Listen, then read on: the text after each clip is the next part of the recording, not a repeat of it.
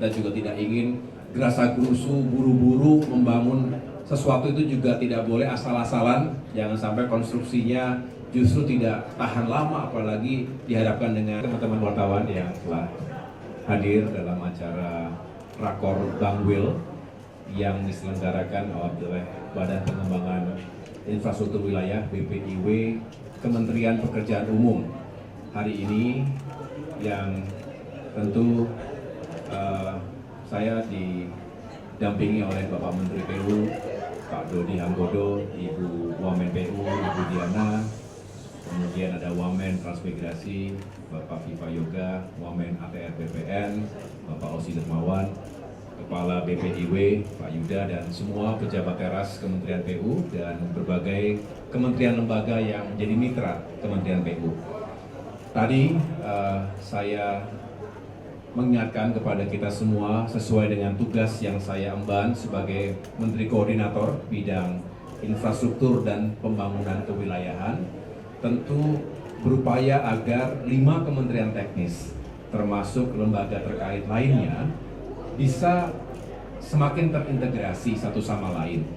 Sesuai dengan harapan juga tentunya visi besar dari Bapak Prabowo Subianto sebagai Presiden, beliau ingin Indonesia ke depan ini semakin maju dan rakyatnya semakin sejahtera. Tentu penopang dari itu semua adalah infrastruktur yang dihadirkan secara berkelanjutan dan juga berkeadilan. Tantangan kita kompleks. Kita juga punya prioritas pembangunan yang banyak di berbagai sektor, baik aspek pembangunan fisik maupun pembangunan manusia. Oleh karena itu, selalu dihadapkan pada keterbatasan, termasuk anggaran. Disinilah tentu kita harus meyakinkan agar pembangunan infrastruktur itu benar-benar tepat sasaran, efisien, produktif, dan benar-benar berdampak langsung pada peningkatan pertumbuhan ekonomi dan juga kesejahteraan masyarakatnya di seluruh wilayah, Aceh hingga Papua. Tidak boleh kemudian ada ketimpangan antar daerah yang terlalu besar gapnya. Di sini tugas kami dan kita semua untuk meyakinkan konektivitas antar wilayah semakin baik, infrastruktur dasar juga semakin terpenuhi. Kita ingin menunjang terciptanya swasembada pangan, energi dan air, termasuk pendidikan, pelayanan kesehatan bagi masyarakat juga semakin baik. Lagi-lagi itu semua membutuhkan infrastruktur yang memadai dan berkualitas. Jadi Rakor hari ini tentu penting untuk menyamakan catatan, menyamakan frekuensi sekaligus menetapkan target-target jangka pendek dan menengah yang juga visible dan bisa dilakukan secara menyeluruh. Target-targetnya juga harus terukur dan tentunya menunjang tercapainya visi besar dari Bapak Presiden Prabowo tadi. Saya pikir itu yang menjadi esensi utama dan akan dilanjutkan secara teknis.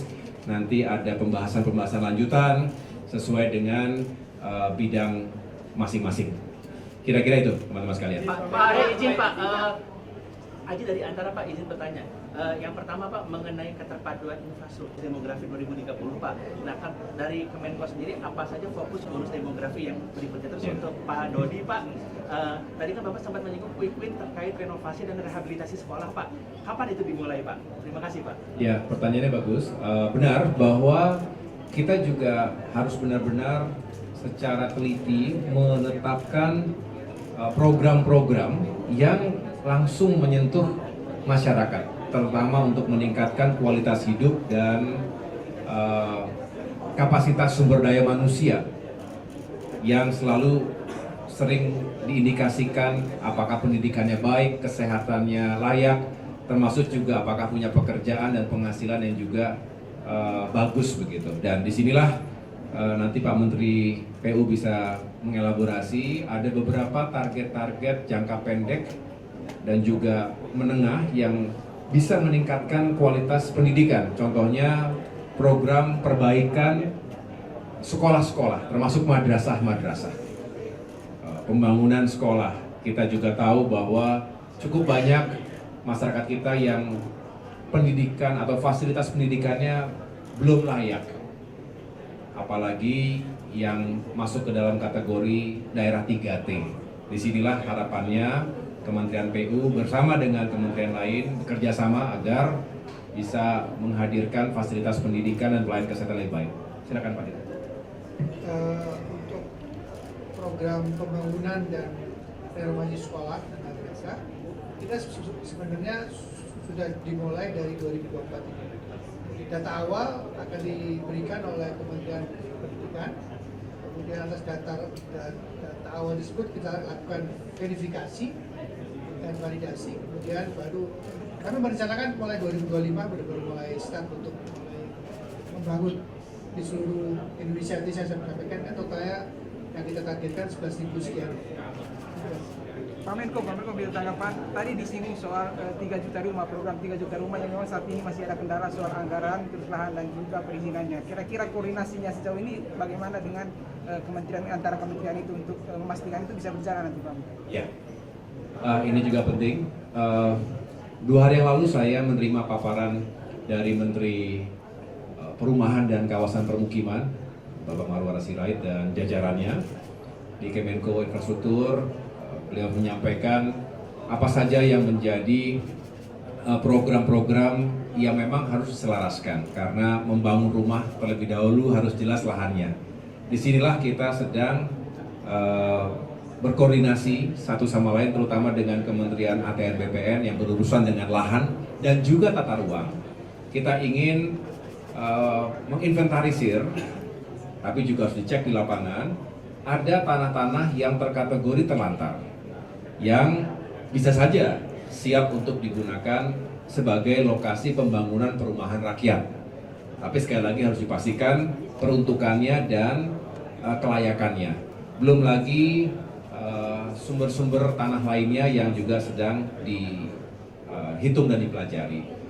Penganggaran juga demikian. Kita harus menyadari bahwa APBN itu selalu terbatas, sedangkan harus dibagi kue itu kepada semua sektor, ya, sehingga kita juga harus membaca peluang untuk mendapatkan sumber-sumber anggaran pembangunan yang lainnya, termasuk dari investasi.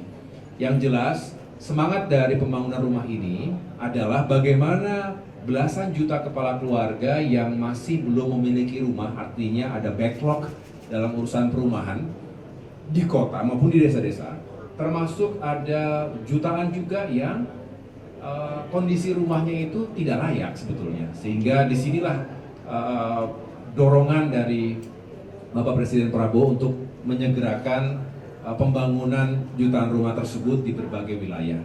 Harapannya jika rumah-rumah dibangun tentu ada prosesnya, ada tahapannya. Kita juga tidak ingin gerasa-gerusu, buru-buru membangun sesuatu itu juga tidak boleh asal-asalan, jangan sampai konstruksinya justru tidak tahan lama, apalagi dihadapkan dengan bencana dan juga alam yang seringkali juga harus diantisipasi, ya. Oleh karena itu harapannya jika ini bisa direncanakan dengan baik, pembangunan terjadi di seluruh wilayah, maka akan mengurangi backlog perumahan yang terjadi dan pada akhirnya yang sering menjadi cita-cita bangsa ketika rakyat itu terpenuhi pangan, sandang, dan papannya, maka benar-benar Indonesia bisa semakin sejahtera untuk semua. Tahanan pangan kan tadi di Quick Wins ada soal irigasi ya Pak. Itu kalau boleh tahu udah ditentukan? Betul Mas, untuk hubungan itu memang sebagian besar dari total 53 yang sudah selesai itu hanya 7 ya sebenarnya yang tidak untuk irigasi,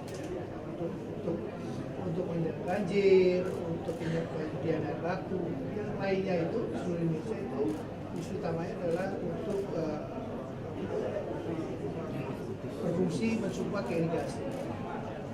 Tadi kami dapat koordinasi dengan Pak Menteri Pertanian, disampaikan beberapa daerah yang menjadi prioritas beliau karena pada akhirnya kami adalah cuma supporter unit Mas, supporter unit dari Kementerian Pertanian untuk urusan ketahanan pangan ya Mas ya.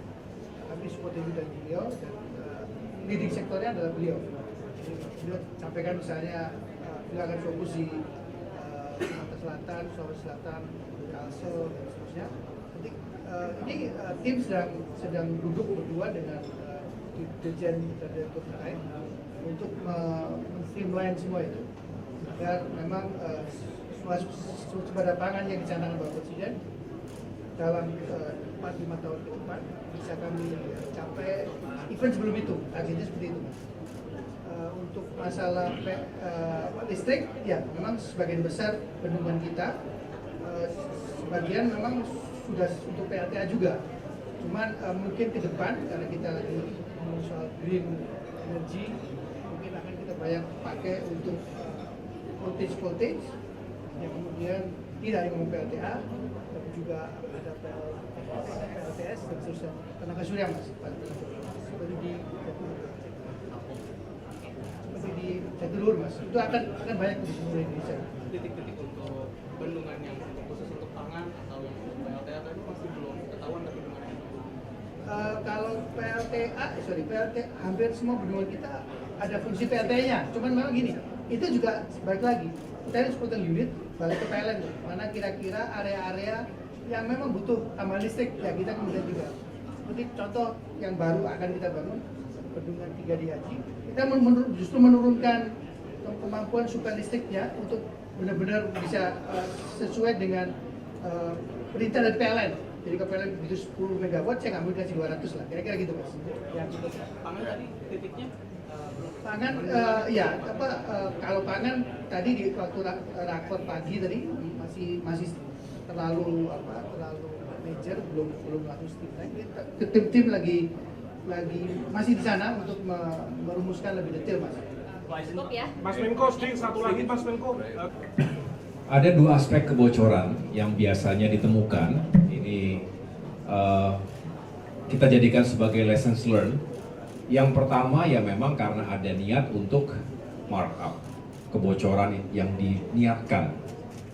Ya, tentu ini harus kita cegah dan kita perangi karena tidak boleh ada uang rakyat yang disalahgunakan, diselewengkan untuk tujuan pribadi maupun yang lain-lain.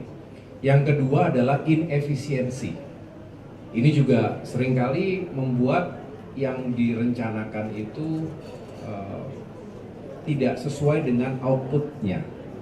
Yang saya sebut dengan inefisiensi ini biasanya terkait dengan pembangunan infrastruktur yang dampaknya tidak langsung meluas dan langsung dirasakan oleh masyarakat. Nah, ini harus dihitung ulang dengan baik ke depan.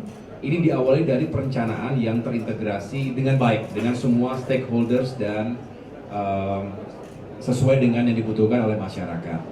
Nah, ini yang memang tidak mudah. Pasti masyarakat berharap, tolong dibangun ini Pak, dibangun itu Pak. Tapi harus dihitung dengan baik. Benar tidak kalau kita membangun sesuatu di tempat yang tadi diharapkan?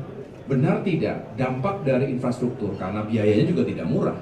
Ini sesuai dengan output, outcome, dan juga manfaat yang bisa di-generate dari pembangunan infrastruktur tadi. Apakah buat pertumbuhan ekonomi, membuka lapangan pekerjaan, termasuk meningkatkan kesejahteraan masyarakat.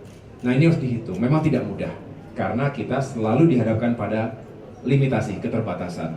Jadi, ini juga yang ditekankan oleh Bapak Presiden Prabowo, cegah kebocoran APBN, juga cegah terjadinya inefisiensi. Tugas kami adalah bagaimana ke depan kita semakin bagus, semakin baik.